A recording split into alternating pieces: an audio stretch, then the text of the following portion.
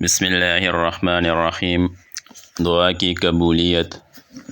حضرت اللہ تعالیٰ نے حضرت داؤد علیہ السلام کے پاس وحی بھیجی کہ ان سے کہہ دو کہ میں نے تمہاری گفتگو سنی اور جو کچھ تم کو محبوب ہے میں نے قبول کیا۔ تم ایک ایک آدمی ایک دوسرے سے جدا ہو جاؤ اور اپنے واسطے زمین میں تہخانہ بنا لو کہ میں تم میں اور اپنے درمیان سے حجاب اٹھانا چاہتا ہوں تاکہ تم میرے نور اور جلال کو دیکھو۔ حضرت داؤد علیہ السلام نے عرض کیا کہ الہی یہ لوگ اس درجہ کو کیسے پہنچے؟ حکم ہوا کہ میرے ساتھ گمان اچھا رکھتے ہیں اور دنیا اور اس کے باشندوں سے رکے ہوئے ہیں، میرے ساتھ تنہا رہ رہے ہیں اور مجھ کو پکارا گیا ہے، اور یہ وہ رتبہ ہے کہ اس کو بجز تارک دنیا و ما فیہا کہ جو اس میں ہے کسی چیز کی یاد میں مشغول نہ ہو اور دل اپنا میرے لیے خالی کرے اور تمام میری مخلوق پر محکومی اختیار کرے، اور کسی کو حاصل نہیں ہوتا۔ جب ایسا ہو جاتا ہے تو اس پر میں الطاف کرتا ہوں اور اس کے نفس کو فارغ البال کر کے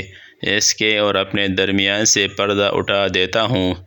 تاکہ مجھ کو ایسے دیکھے جیسے کوئی آنکھ سے کچھ دیکھا کرتا ہے، اور اس کو اپنی کرامت دکھلاتا ہوں اور اپنے چہرہ مقدس کے نور سے ہر وقت قریب کرتا جاتا ہوں۔ اگر وہ بیمار ہو جائے تو میں اس کا علاج ایسا کرتا ہوں جیسا مادر مشفقہ اپنے بچے کا علاج کرتی ہے، اور اگر اس کو پیاس لگتی ہے تو اس کو اپنے ذکر کی چاٹ سے سیراب کرتا ہوں، پھر اس کے بعد میں اس کو دنیا و ما فیہا سے آندھا کر دیتا ہوں۔ دنیا اس کی نظروں میں محبوب نہیں کرتا، کسی وقت میرے ساتھ مشغول ہونے سے دم نہیں لیتا۔ اس کا یہ حال ہوتا ہے کہ میرے پاس آنے کے لیے مجھ سے جلدی کرتا ہے اور میں اس کے مارنے کو برا سمجھتا ہوں، اس لیے کہ خلق میں سے میری نگاہ اسی پر ہوتی ہے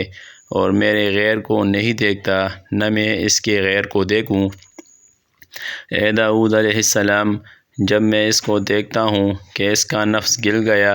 اور جسم لاغر ہو گیا اور اعضاء ٹوٹ گئے، اور جب میرے ذکر کو سنتا ہوں تو اس کا دل ٹھکانے نہیں رہتا، تب اس کے باعث میں اپنے فرشتوں اور باشندگان آسمان پر فخر کرتا ہوں تو اس کو خوف زیادہ ہو جاتا ہے اور عبادت بہت کرنے لگتا ہے۔ اپنی عزت اور جلال کی قسم ہے، اس کو مزدور میں بٹھاؤں گا اور اس کے دل کو اپنی طرف دیکھنے سے اتنی تسلی دوں گا کہ وہ راضی ہو جائے گا، بلکہ راضی ہونے سے بھی زیادہ اس کو اطمینان ہوگا۔ اور یہ بھی حضرت داؤد علیہ السلام کے اخبار میں ہے کہ اے داؤد، جو بندے کہ میری محبت کی طرف متوجہ ہو ان سے کہہ دے کہ اگر میں اس میں خلقت سے پوشیدہ رہوں اور تم میں اور اپنے درمیان میں پردے کو دور کروں تو اس میں تمہارا کیا ضرر ہے؟